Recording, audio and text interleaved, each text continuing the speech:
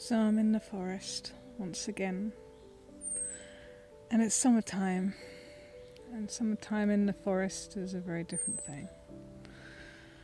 My usual spots where I can sit are now surrounded by thickets of nettles and other greenery, and so I'm here in the hollow, and it's beautiful, and the sun came out just as I was leaving the house, so I had too many layers on. And yeah, it was obviously meant to be that I left at that exact moment. So as I was coming into the forest, I asked if there was any messages I wanted to come through before I started channeling. And the first thing that came through was about slowing down. The forest wants to remind us that we don't have to be at this fast pace all the time. And if summer is not a perfect time to start slowing down, I don't know when is.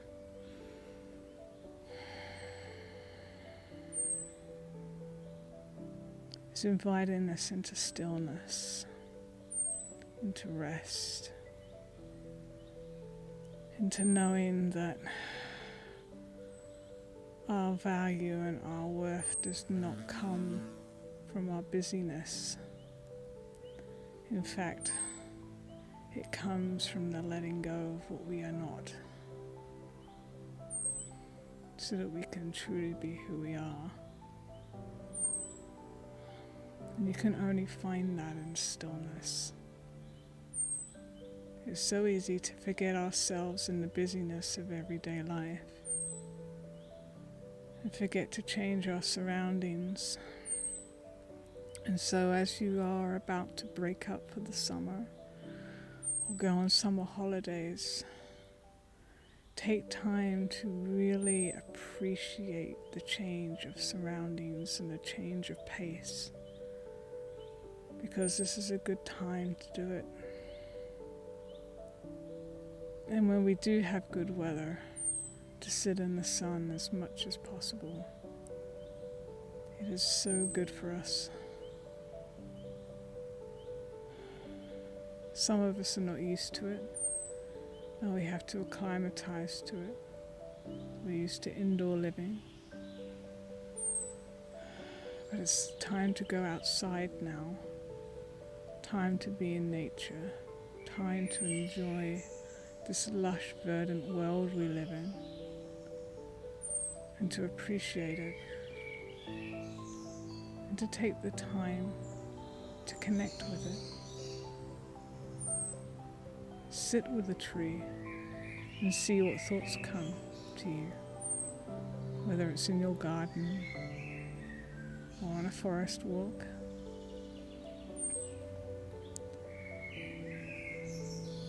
Let your mind idle, not on the thoughts of the to-do list or anything like that,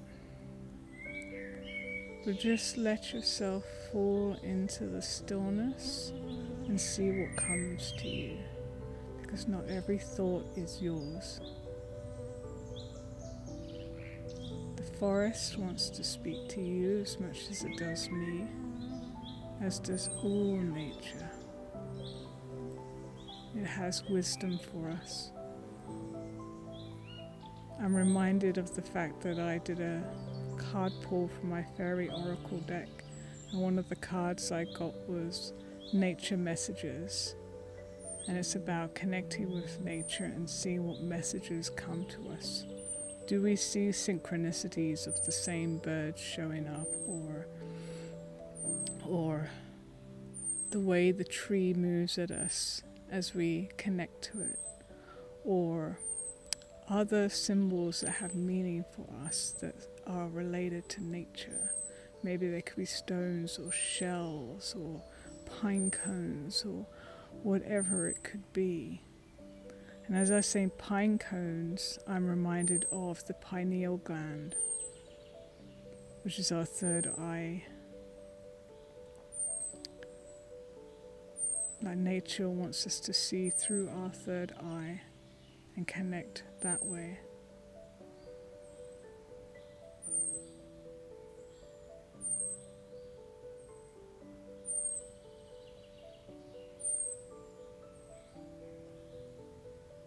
it wants us to remember that we have a deep, interconnected relationship with one another. And we forget this in our busy lives. So even if your life is demanding in the usual hustle and bustle, make sure to take great advantage of it when you have time off this summer, and find some way to connect to nature. And if you are unable to go to a forest or a park or a field or even have a garden, then remember there are other ways. You could collect feathers and stones and shells and bits of wood in your home. You can visualize the place you want to be, that ideal beach, or wherever it is that you find comfort. Perhaps you can recall a memory of when you were in nature and you did feel that connection. And return to it. Whatever is available to you, find the time and the space to give this to yourself.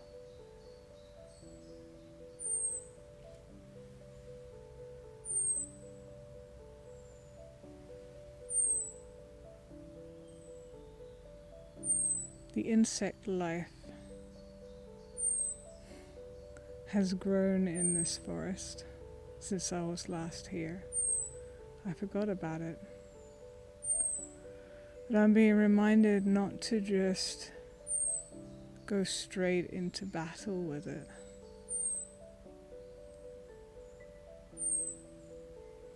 Insects are a part of nature too, and they can have messages for us too. So, what is bugging you? What is it that's within you that is having a hard time letting go?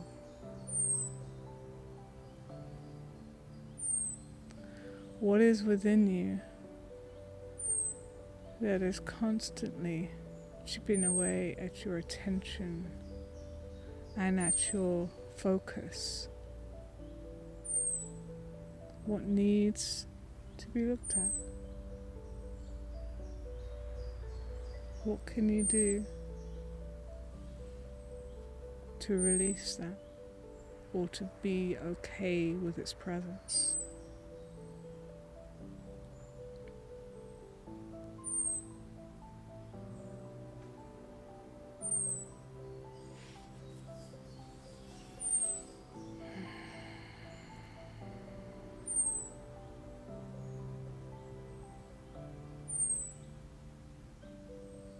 Because not everything is roses. And as much as we may wish for the ideal, sometimes what we need is acceptance of what is rather than what we wish was to be.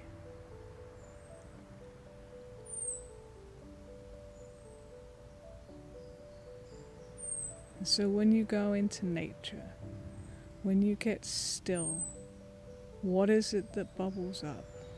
What is it you've been avoiding looking at? What is it that wants attention from you? Because there is message there. There is even medicine there. And it wishes to reach you. And it's different from the to-do list in your mind.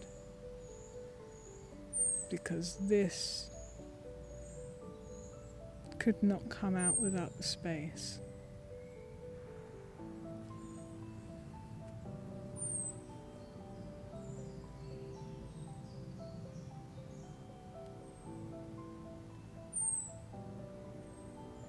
And if you are able to walk at a slower pace as part of your everyday life,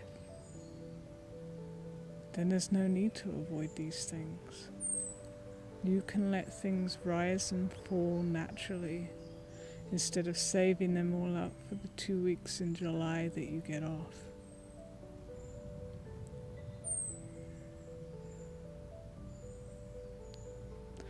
And then if you're able to work with yourself with such consistency, how much could you clear? How much could you discover about yourself and the world? How much more peace would you have? And if that calls to you and speaks to you, how can you give yourself that space and time if it's not so easy? It doesn't have to be traditional meditation. Meditation can take many forms.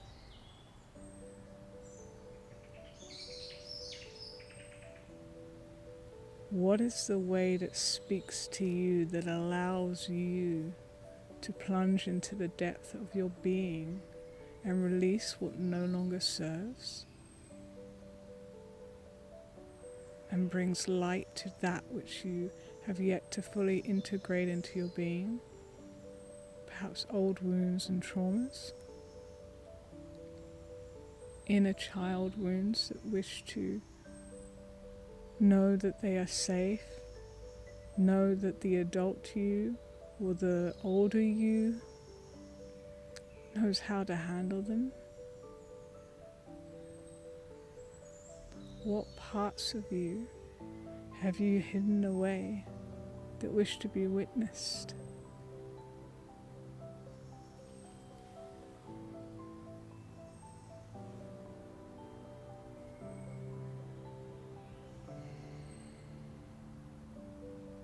The forest wants to remind us of this work. And sometimes when we're on holiday, this is the last thing we wish to do. Which is why, if you can make it a daily, a weekly, or a monthly practice, you do not have to use your holiday time to do such deep work, or so much of it.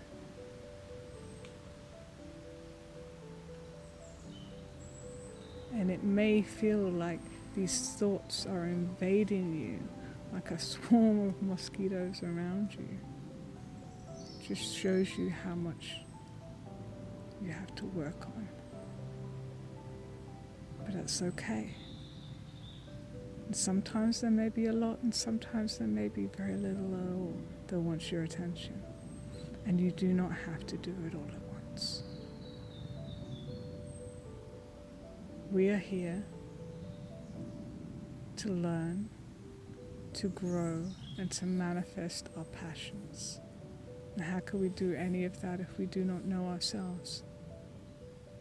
If we do not take the time to heal ourselves, to listen to ourselves, to discover who we are, what it is we're here for, what it is that we have kept within us, perhaps even unknowingly, that no longer serves us. And how much more could we give to ourselves and our loved ones in the world if we did that work? And we did it consistently. And we prioritized it. There are too many people in the world carrying around huge baggages of trauma.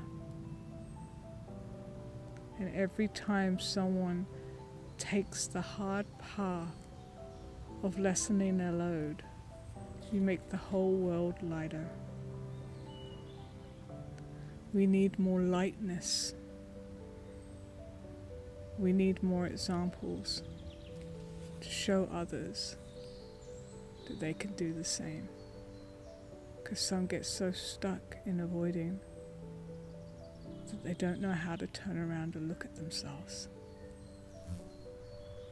And although we cannot do that work for them, the best thing we can do is walk our path, our healing journey, and hope to inspire them or plant a seed so that one day they may turn around and look at themselves.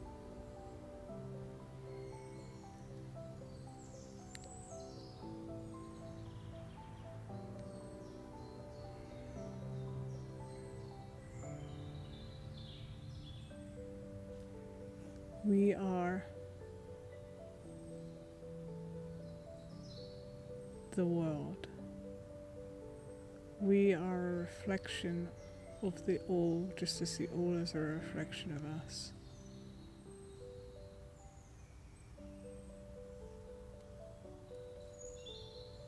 The best place is to start here. So many of our hearts are wounded and guarded and closed off. How can we seek to connect with anything or anyone? How can we understand ourselves in a reflection of the external if we cannot look here? And it's not easy. But we are being invited to open our hearts again, to build relationship with nature, which requires our hearts to be open to the best that we can in each moment.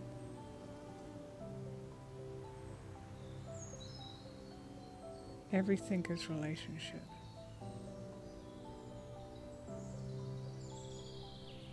It starts with your relationship with yourself, and you see it reflected everywhere else.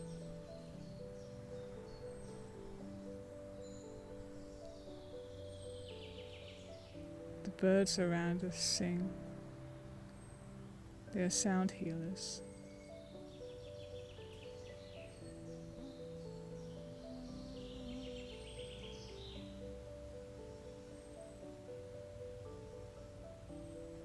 They bring us peace and healing and messages. They sing from their hearts.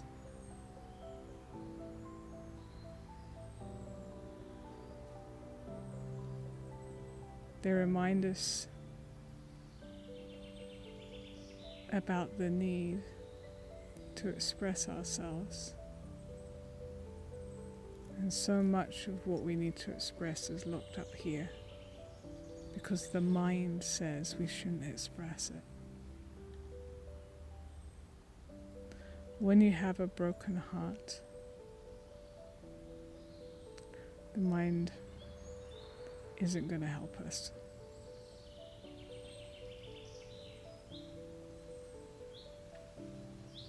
Everything you feel is valid. It may not need to be acted upon, but everything you feel is a thread, is a illumination of yourself, your true self, your deep inner self. And so many times we feel like that side of ourself isn't allowed, and so we bury it, when all it wants is to be witnessed.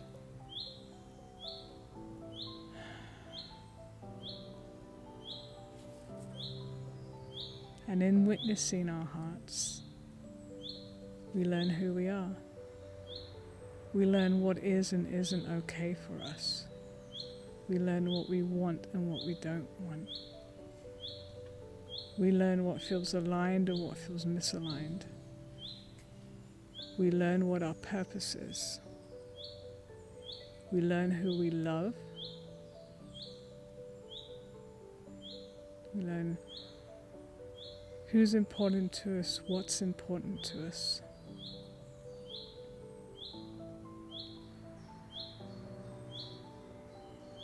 And it's also the doorway to anything you wish to connect to.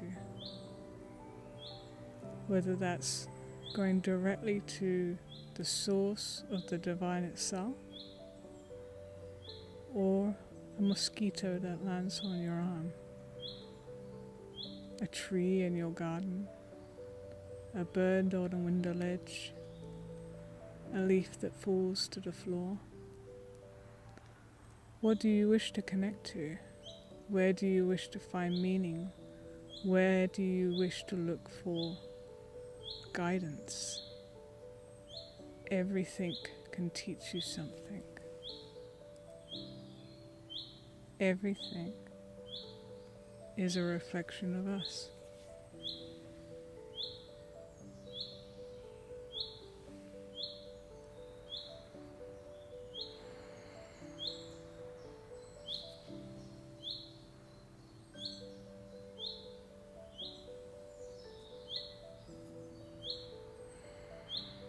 I can feel that this message is coming to an end now.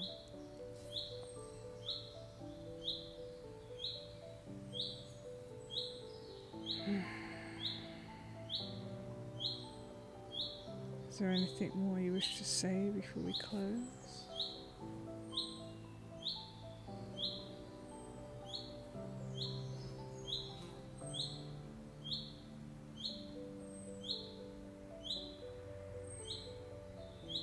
Love yourselves, because life's too short. The world needs more people who love themselves, not in a narcissistic or egotistic way, but in a much deeper, loving, compassionate way. Every aspect of yourself, whether you consider it good, bad, or ugly, is there to be loved. Anything else is running away. Anything else is avoidance.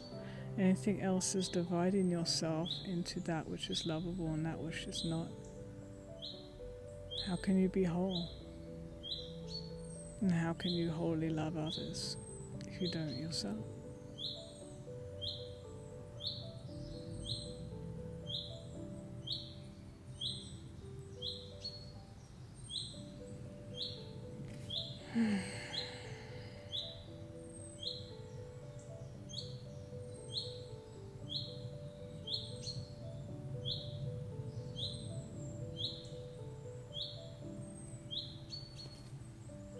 Have a wonderful day.